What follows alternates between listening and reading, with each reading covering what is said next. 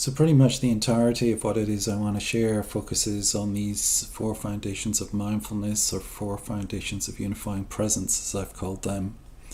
And there's no way I'm going to really be able to give a complete account of everything that they have to offer, so whatever is offered here is going to be partial. I understand that, but I'm going to do my best to provide a useful introduction. The first of the foundations is traditionally called Sati. Now, there's a sequence of factors that need to be established in order to begin the contemplation of this first foundation of mindfulness. The two first considerations are the word anapanasati, which is traditionally translated as mindfulness of breathing. And the second point is where attention is traditionally placed, something that's not always emphasized. So just touch on the idea of anapanasati first. I'll probably give a separate talk on this. But in broad terms, to say the Buddha taught mindfulness of breathing is to over-secularize the meaning of what this word actually means. When looked at, it's pointing to the atmosphere of the pranas considered with presence. So to mindfully consider the atmosphere of the pranas. Well, what are the pranas? The pranas are the electrical life forces that flow through your, what are traditionally called nadis. They are like very subtle circuits, like wiring throughout your entire body that circulates the life force that we might simplistically describe as kind of electrical. I'm going to be giving exercises about how to establish more conscious sense of the nadis in the practice section. So what this means is that really mindfulness of breathing implies two different kinds of breath. The first is the external breath, which is the breath we're familiar with, the inhalation and exhalation of oxygen. The second is the internal breath, which is the sensitivity to the subtle movement of the pranas, because the pranas exist both inside and outside of the body. And so mindfully breathing, or mindfully breathing while considering the first foundation of mindfulness, includes both inner and outer breath. That's the first consideration. The second thing that is sometimes missed, I think, when the foundations of mindfulness are described, is the emphasis of the Buddha on placing one's attention at the center of the chest. So here we are talking about an effort to awaken our sensitivity in the chest area, and learning to use the chest, you could say, as the anchor point through which this practice is cultivated. And this is difficult for us because for many of us that whole chest area is quite de-energized. You could see our anchor point, or our center of gravity, is much more orientated towards our thinking on our heads. So with all these four foundations of mindfulness, there's the establishment of mindfulness of breathing at the center of the chest. That's how it's commonly translated. But try to broaden your sense of what that's about. Really, it's about beginning to sense the flow of the pranas at the center of the chest. In Hindu practices, they talk about the resolution of the pranas into the heart, which is the Amrita Nadi, which is a kind of the nectar of blissfulness realized at the heart when the fragmentation of the energies is resolved through a returning to their true home. So this is key, and this is how I want to set up a framework for what's to follow with these considerations. So when it comes to the first foundation of mindfulness, Sati, the emphasis here is on the physical body. This is the most obvious and most apparent thing.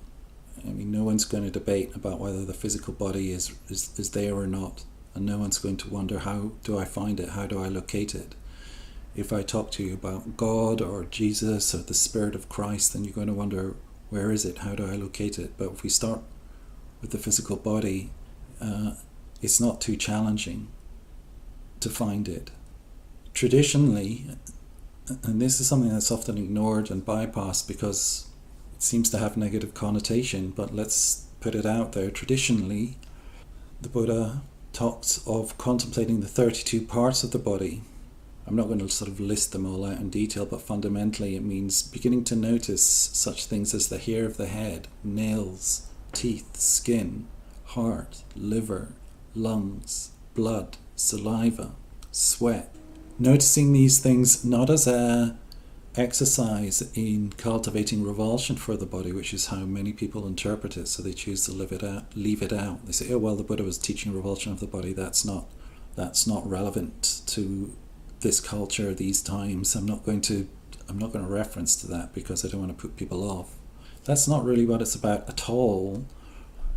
This is, again, it's a contemplative exercise, and as you begin to say, let's take the saliva in your mouth, for example. If you start to go into the sensation of the saliva in your mouth, you'll notice that the activity of your thinking mind begins to quieten down.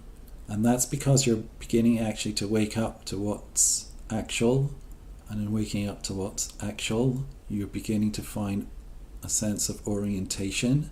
And in that orientation, you experience a sense of increasing stillness, and that sense of increasing stillness brings a sense of relief and well-being, and it becomes interesting to notice that. We're not actually saying, oh, look at this disgusting saliva in my mouth. No, we're just beginning to wake up to what's actual and make a connection to it. And when we make that connection, we begin to notice what that does to consciousness. This is really at the heart of this first foundation of mindfulness, to begin to explore the physical body in this way. And we do have to return to the physical body. We're being called, it's been said that we're a culture that is somatophobic, that we have a phobia about the body. We're repelled by it because, well, the body gets old, it gets sick and it dies. So that's not an association we particularly appreciate. And we tend to cut off our sensitivity to the physical body because we don't want to be sensitive to its vulnerabilities and its temporal nature. We'd rather not know. And it's kind of weird on the inside. We just don't, it's not something I particularly want to be identified with. 80% water, blood, guts, feces, urine. Who wants it? Who needs it?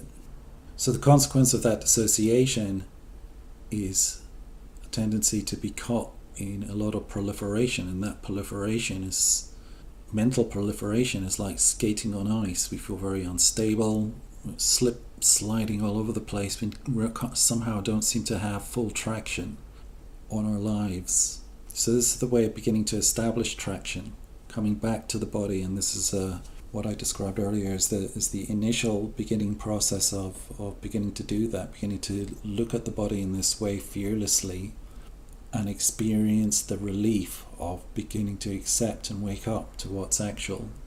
So as you begin to get more into the body, then you begin to find that the prana start to redistribute themselves, start to fill the body in a more even-handed way. And this is the way we can begin to unlock the lock that has locked us into our heads fundamentally. That's the dis-ease of our age, born of the Cartesian age, our bookish age, our reliance on words age. So in order to grow, we're not abandoning that, but we are reconnecting, re-establishing more this instinctual awareness. We're becoming university educated aboriginals, to put it in a sort of crude way. So mindfully breathing, establishing awareness at the center of the chest, beginning to sense into all these different parts of the body. We're going to be moving through it in the exercise, in the practical section, from the tips of the toes to the top of our head, and activating a sense of how the pranas flow both inside of the skin and outside of the skin, and establish a an inner breath connection as well between the inside and the outside. All of this is yet to come, but here I am alerting you to what this first foundation of mindfulness is about, and think this is probably enough on this point right now.